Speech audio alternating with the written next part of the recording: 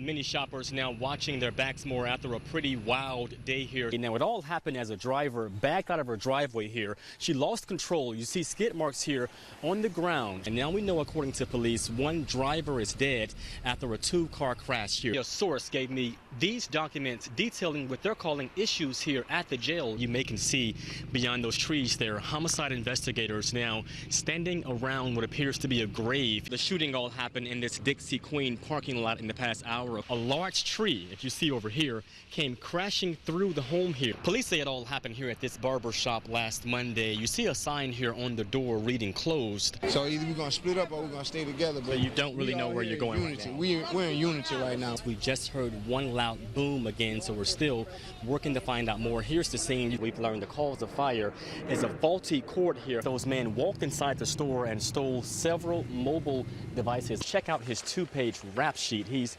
well known to police. What's your words to customers? Yeah, first thing I could do for the company is apologize. It turns out, I found out, there really is no clear social media policy in place. A vigil wrapped up here in the past hour. It's been quite a day, an emotional day, a tough day.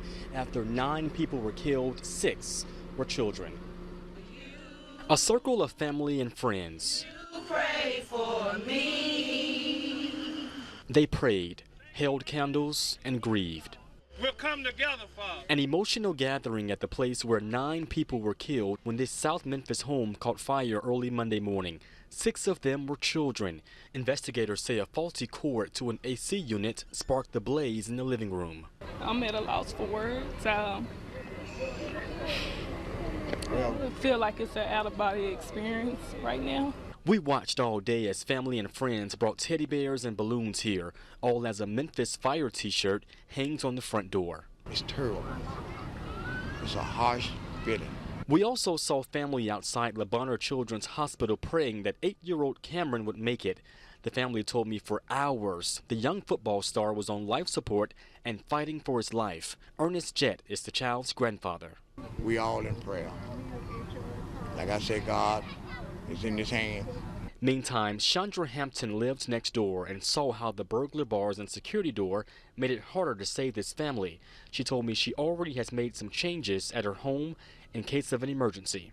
We went through and rekeyed every swing gate that we had. And then we taped the keys to the wall. It'll be tough for this family. Walking by faith, that's all I can say.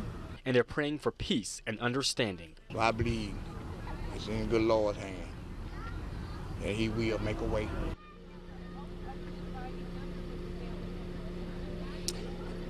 Now, at last check, this family told me 8-year-old Cameron Jett is still fighting for his life in the hospital on life support.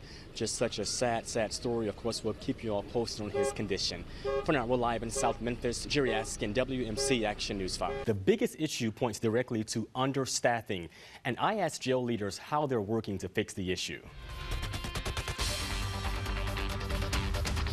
We're saying enough is enough now. Dozens of corrections deputies at the Shelby County Jail are demanding action. We can't tolerate this anymore.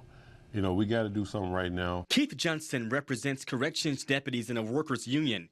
He says jailers say the jail is unsafe and severely understaffed. They point to record increases of assaults, gang activity, suicidal inmates, and last month, these men arrested on aggravated riot charges. Jailers in Shelby County monitoring high-level violent offenders, in some cases watching over more than 64 inmates. The ratio is so bad. You know, you got to look over a whole lot of people where you need other staff there to help you to do this. The WMC Action News 5 investigators obtained these grievances filed by corrections deputies dating back to 2010.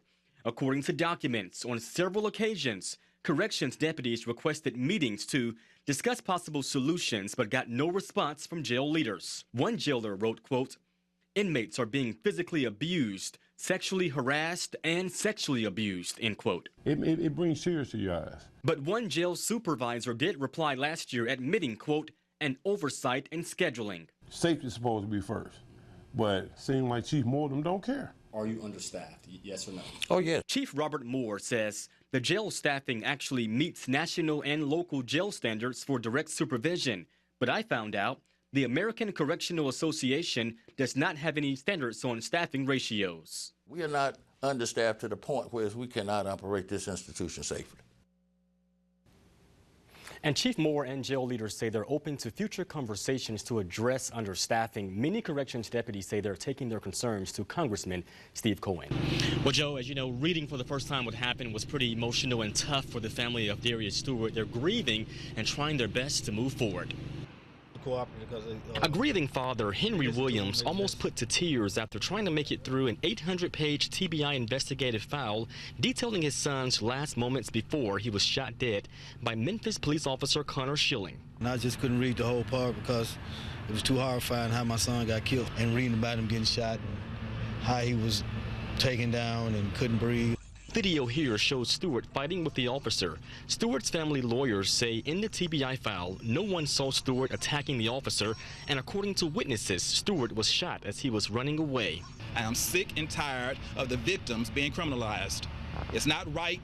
The man is 6 feet under, and you're trying to make him into a criminal. But Schilling's lawyer disputes that claim and says Schilling shot Stewart in self-defense. Here's a new picture of Schilling after he shot Stewart back in July. And though the TBI file has been released, Stewart's family lawyers say there are still many unknowns. We don't know what Connor Schilling might have been going through as he gets him out of the car. We don't know that. We don't know whether or not he was scared for his life because Connor Schilling had started to instigate or aggravate a situation. Leaving this father hurts and trying his best to move forward despite tragedy. Y'all keep me in y'all prayers.